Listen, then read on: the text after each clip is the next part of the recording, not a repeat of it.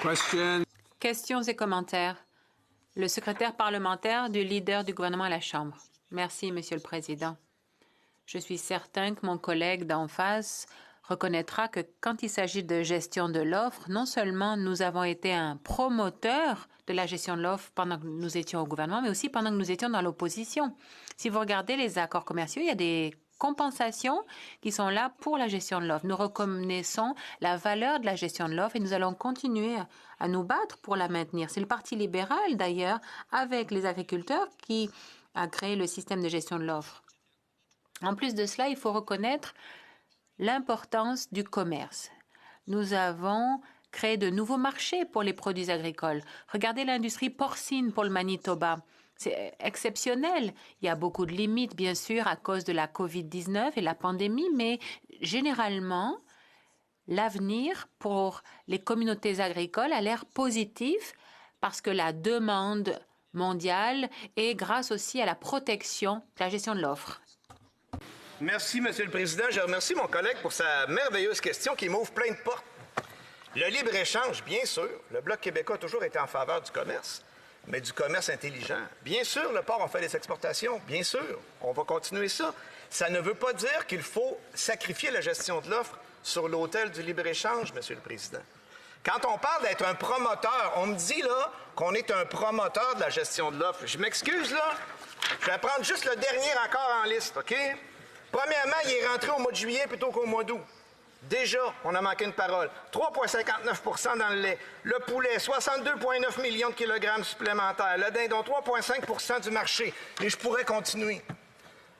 Merci. Questions et commentaires. Le député de Yellowhead. Merci, Monsieur le Président. Je remercie mon collègue. Nous étions au comité de l'agriculture ensemble. Ces chiffres ne sont pas corrects. Il a dit 270 millions de dollars pour le fonds pour la relance COVID. 25 millions, c'était déjà de l'argent qui existait déjà. Ils en ont fait un nouveau programme, même s'il existe depuis 2008. Donc, ils n'ont pas donné autant d'argent qu'ils ne nous laissent le croire. Il a parlé de gestion de l'offre. C'est une très bonne chose. Pendant... Est-ce que les producteurs laitiers n'ont-ils pas été compensés par les... Quand on avait proposé une motion chez les conservateurs pour compenser les producteurs laitiers, les bloquistes ont voté contre. Pourquoi? Bon, je remercie mon collègue pour sa question.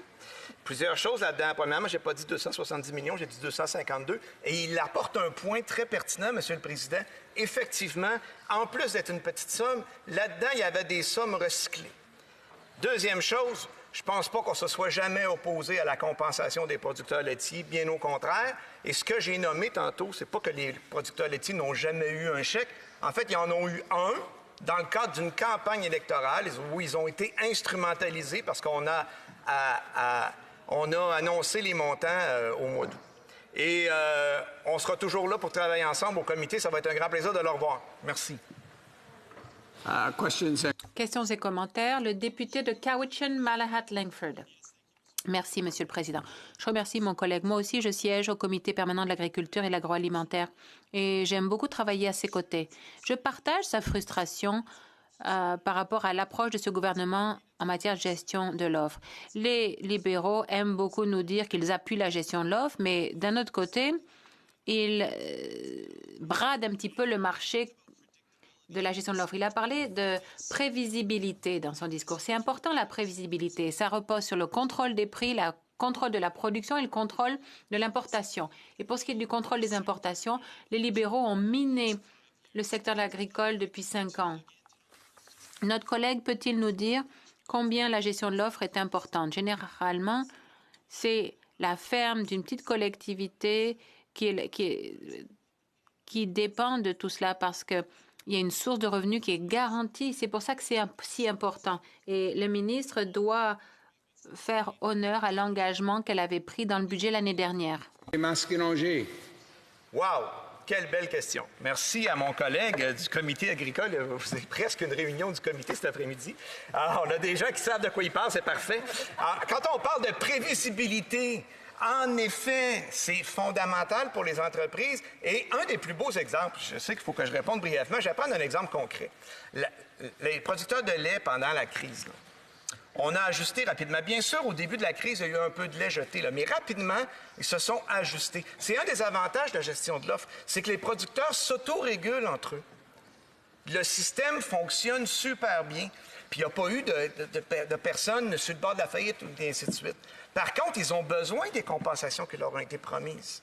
Quand c'est... Écoutez, j'ai pas eu le temps tantôt de vous citer, là, Pierre Lampron, le président des producteurs de lait, si je retrouve ma feuille, là, le président des producteurs de lait du Canada, qui parle du discours du trône, je finirai là-dessus.